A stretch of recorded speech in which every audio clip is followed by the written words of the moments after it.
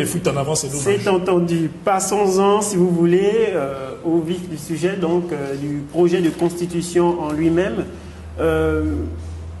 Selon vous, quel regard portez-vous sur l'équilibre des pouvoirs entre le président de la République et les autres pouvoirs? Je vais peut-être commencer par vous, M. Moussa. Bien. Je rappelais que la Constitution est l'acte fondamental. On dit la loi fondamentale d'un pays. La Constitution a vocation à déterminer le régime politique. Sommes-nous dans une monarchie ou une république? La forme de gouvernement, le régime constitutionnel. Consacrer les libertés et droits fondamentaux. Mais il y a un aspect qui revient souvent, c'est la séparation des pouvoirs. Les Montesquieu, Locke, Rousseau ont suffisamment théorisé, on nous l'enseigne dans les facultés.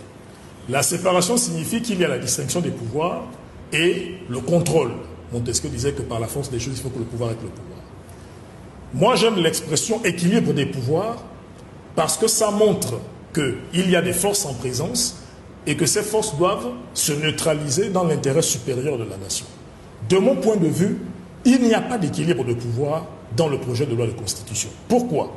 Parce que ce projet de loi de constitution, et on va tout à l'heure élaguer les articles querellés, consacre un président tout-puissant qui ressemble étrangement à celui de 1961, puisqu'avec la constitution du 21 février 1961, on avait déjà un président tout-puissant qui a la totalité du pouvoir exécutif, qui a des immixtions dans le pouvoir législatif, puisqu'il peut dissoudre l'Assemblée nationale, et qui peut même nommer, bon, à l'époque, en 61, il nommait les magistrats. Là, il est président du Conseil supérieur de la magistrature, donc en fait, il participe à la nomination des magistrats. Et le Parlement peut également mettre en accusation le président de la République.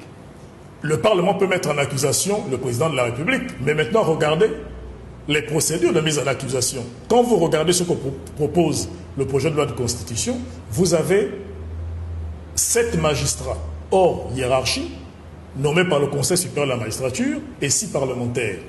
Le président est lui-même membre du Conseil supérieur de la magistrature, donc il participe à la nomination de ces 7 magistrats.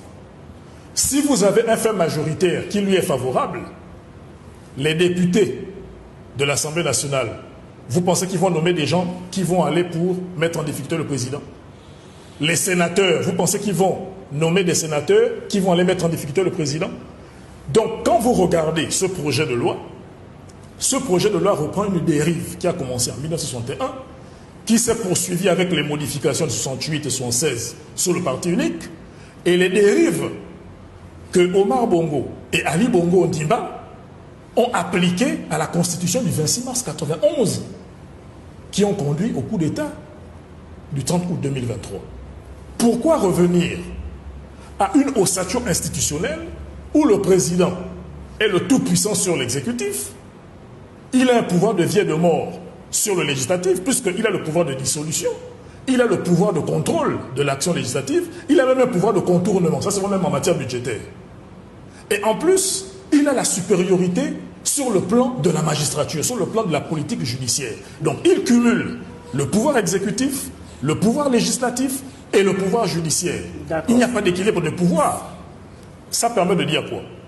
Que ce projet de loi de constitution consacre un président tout-puissant